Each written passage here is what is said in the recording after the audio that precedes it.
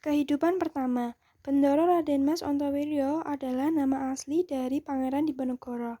Dia lahir di Yogyakarta pada tanggal 11 November 1785.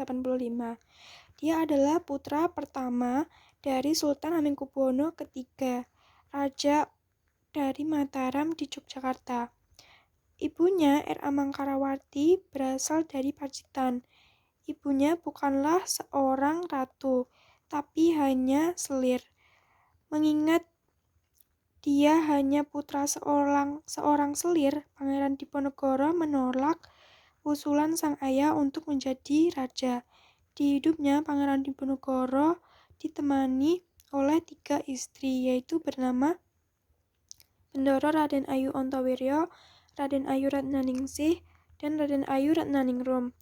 Walaupun dia adalah putra seorang raja, Pangeran Diponegoro tidak tertarik untuk hidup di kerajaan. Dia lebih tertarik pada kehidupan keagamaan dan bersosialisasi.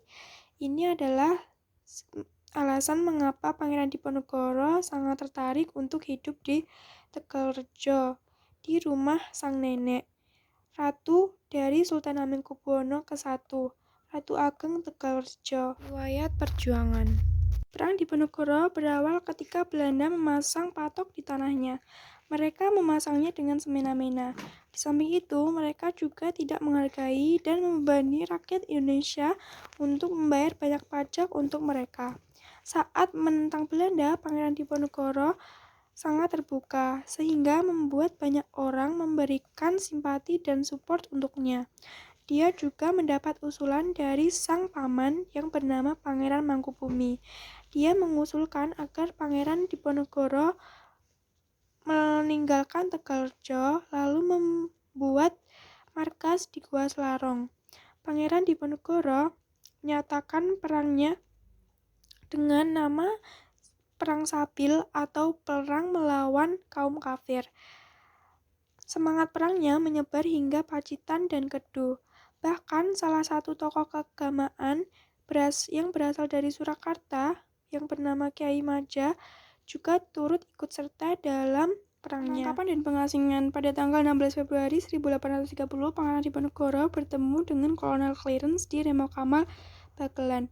Di sana, Kolonel Clarence mengusulkan Pangeran Diponegoro dan pengikutnya untuk berdiam diri di Menoreh.